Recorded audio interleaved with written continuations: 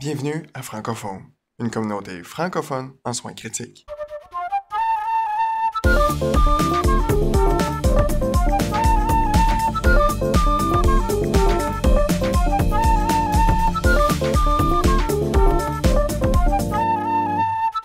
Bienvenue à cet épisode.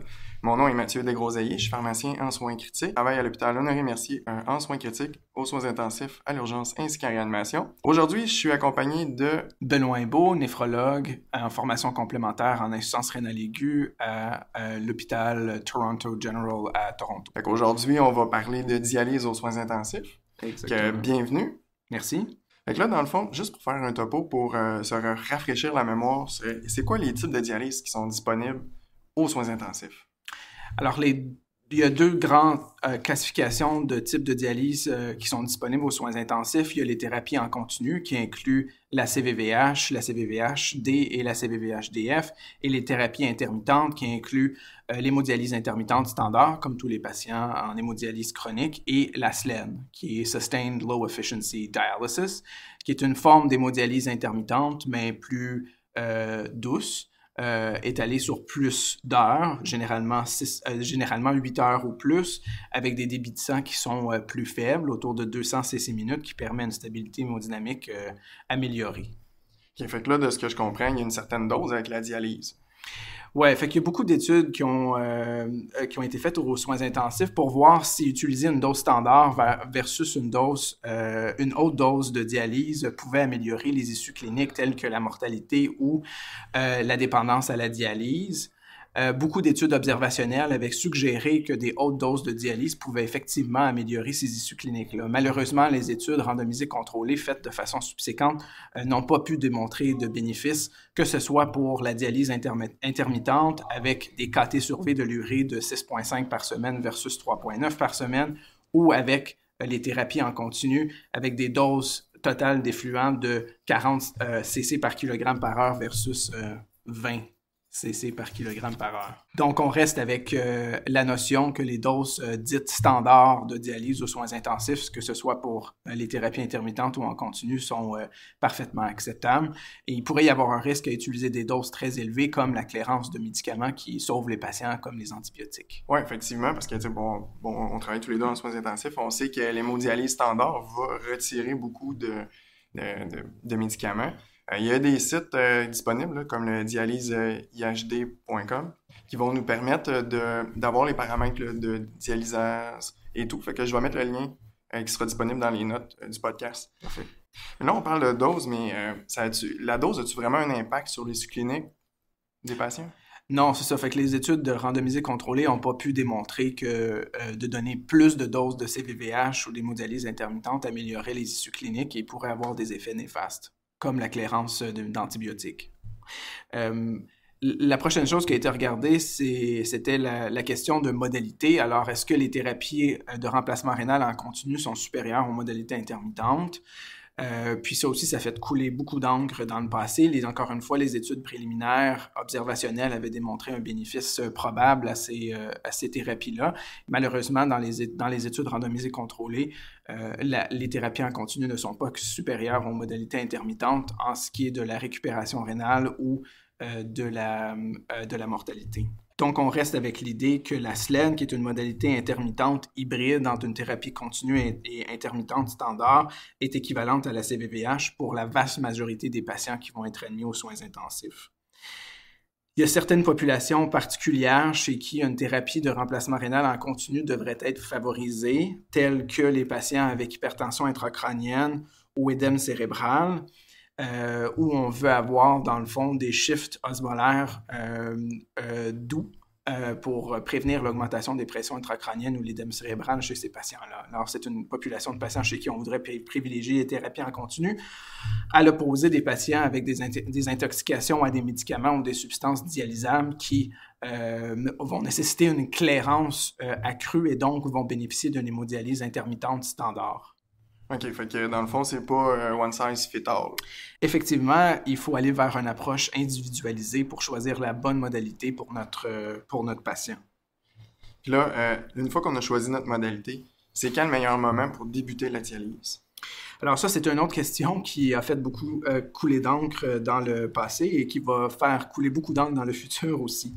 Alors, généralement, ce qui est recommandé, c'est de commencer la dialyse dans un contexte où on a une complication sévère de l'insuffisance rénale aiguë, comme l'hyperkaliémie réfractaire, l'acidose réfractaire, les complications urémiques comme les saignements ou l'encéphalopathie, ou des intoxications dialysables. Et il y a beaucoup de gens qui se posent la question, pourquoi est-ce qu'on devrait attendre la survenue de complications qui pourraient potentiellement menacer la vie du patient plutôt que d'essayer de prévenir les complications.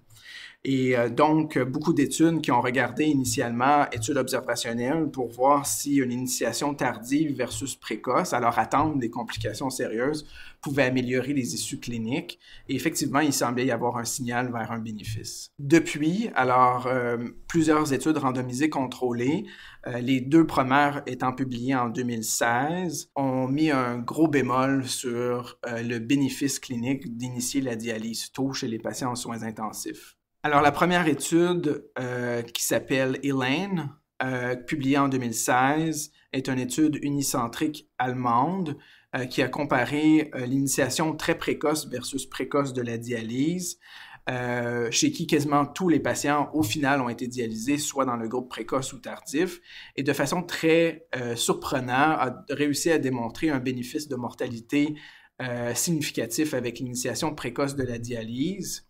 Malheureusement, c'est une étude qui est très peu généralisable dans le contexte où la majorité des patients sont des patients chirurgicaux et avec une puissance statistique qui est très, très, très limitée. Donc, je pense que c'est une étude qu'il faut analyser et généraliser avec grande précaution. L'autre étude qui a été publiée en 2016 s'appelle AKIKI, une étude française multicentrique avec beaucoup plus de patients qui a comparé l'initiation précoce versus tardive de la dialyse. Et ce qui est intéressant, c'est une étude où l'hypothèse était que l'initiation tardive aurait un bénéfice de mortalité de 15% versus l'initiation précoce. Et cette étude n'a pas réussi de démontrer de bénéfice au niveau de la mortalité de commencer tôt, ni au niveau de la récupération rénale. Puis effectivement, les patients qui ont commencé, des patients dans le groupe précoce ont eu plus de complications reliées au cathéter comme des bactériémies. L'autre étude qui a été publiée s'appelle Ideal ICU, publiée en 2018, encore une fois une étude française multicentrique, chez des patients qui étaient en sepsis et similaire à l'étude AKIKI, aucun bénéfice en termes de mortalité ou de récupération rénale de commencer la dialyse tôt chez ces patients-là, malheureusement. OK, fait que là, on se retrouve avec des études un petit peu contradictoires d'un certain sens. Effectivement, mais je dirais que les deux études de meilleure qualité qui sont AKIKI et Ideal ICU sont très concordantes et je pense que la conclusion qu'on doit tirer de ces trois études-là, c'est que de commencer tôt la dialyse a probablement pas de bénéfice sur la mortalité et la récupération rénale et pourrait possiblement avoir un signal vers une augmentation d'effets adverses. START-AKI, qui est une étude multicentrique, multinationale, actuellement en cours, va un peu essayer de répondre à la même question. Est-ce que l'initiation précoce versus tardive est bénéfique pour les patients? Mais avec une façon un peu différente de faire, c'est-à-dire qu'ils vont essayer de trouver les patients chez qui il y a vraiment équipoise à savoir est-ce qu'on devrait vraiment les commencer maintenant ou les commencer plus tard? C'est-à-dire, une fois qu'un patient a rencontré les critères d'éligibilité, les médecins qui s'occupent du patient, l'intensiviste, le néphrologue, le chirurgien, doivent affirmer leur non-opposition à la randomisation. C'est-à-dire que s'ils pensent que le patient doit absolument commencer la dialyse maintenant ou le patient doit absolument ne pas commencer la dialyse maintenant, le patient n'est pas randomisé. C'est vraiment les patients qu'on ne sait pas trop qui vont être randomisés. Fait que là, dans cette étude-là, ce que ça va nous donner comme réponse, c'est surtout pour la zone grise, là. Exactement. Je le dis, la dialyse-tu ou pas? Exactement. Puis ça, on devrait avoir ces résultats-là dans... Ça va dépendre du recrutement. 75% des patients ont été recrutés, plein de centres au Québec et au Canada. Alors, on a hâte de voir les résultats. Que ce soit une étude positive ou négative, je pense que les résultats vont informer la clinique. Et si les résultats sont négatifs, peut-être qu'on va pouvoir un peu mettre une croix sur cette question-là.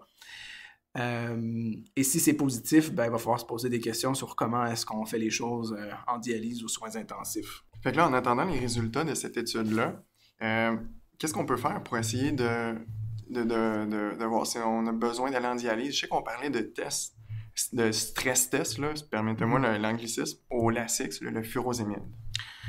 Alors, c'est quelque chose qu'on fait tous un peu en pratique. Le patient est oligurique, en insuffisance rénale aiguë, en hypervolémie, et on lui donne une dose de Lasix pour voir si oui ou non il va uriner. Alors, il y a un groupe qui a un peu officialisé la chose en examinant l'impact d'une réponse ou non à un test de stress au furosémide sur les besoins futurs de dialyse. Ils ont donné une dose de Lasix par kilogramme en bolus et ensuite regardé la réponse en termes de diurèse. Les patients qui urinaient plus que 200 cc en 2 heures étaient classifiés comme répondeurs. Et chez les répondeurs, seulement 13% des patients ont eu besoin de dialyse au final. Chez les patients qui n'ont pas répondu au test de stress, donc moins de 200 cc de diurèse en 2 heures, 70% des patients, finalement, ont eu besoin de dialyse. Alors, c'est un test qui peut nous aider à stratifier quels patients vont, au final, avoir besoin de dialyse ou non. Donc, c'est vraiment un excellent outil clinique là, pour nous aider à stratifier le patient que tu viens de nous donner là. En terminant, quels seraient les messages clés sur la dialyse aux soins intensifs? Modalité en continu versus modalité intermittente. Pas franchement de bénéfices. Initiation précoce de la dialyse versus tardive, pas de données convaincantes dans les études randomisées contrôlées non plus. Et effectivement, l'initiation précoce nous démontre un signal vers plus d'effets adverses comme des complications infectieuses reliées au cathéter. Alors, je pense que ces résultats-là militent vers une approche plutôt conservatrice vers l'initiation de la dialyse, c'est-à-dire qu'on commence la dialyse quand il y a des critères clairs qui menacent la vie du patient. Sinon, on peut temporiser les choses, contrôler le potassium de façon médicale, l'acidose de façon médicale, et quand ça ne fonctionne pas, on commence la dialyse.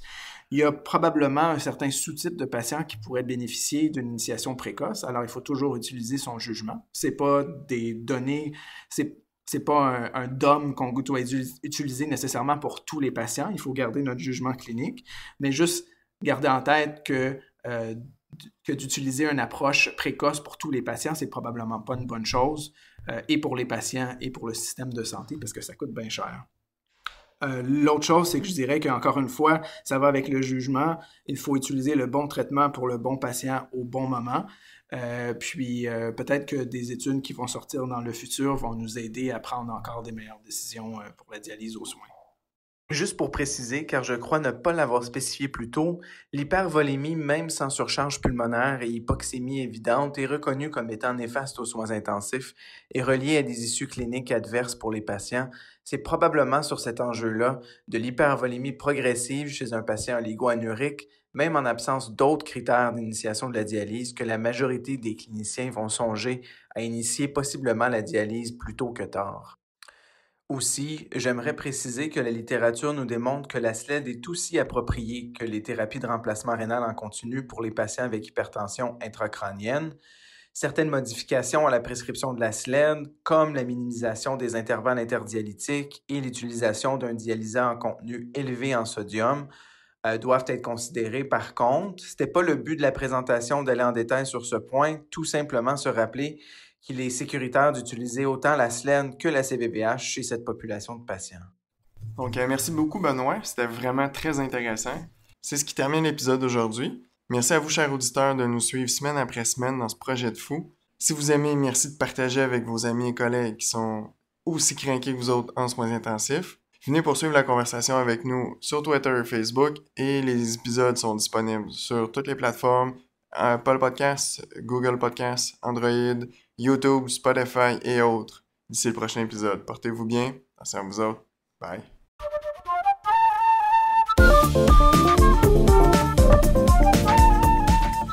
L'information contenue dans cette balado-diffusion est de nature informative seulement et ne remplace aucunement le jugement ou l'avis d'un professionnel.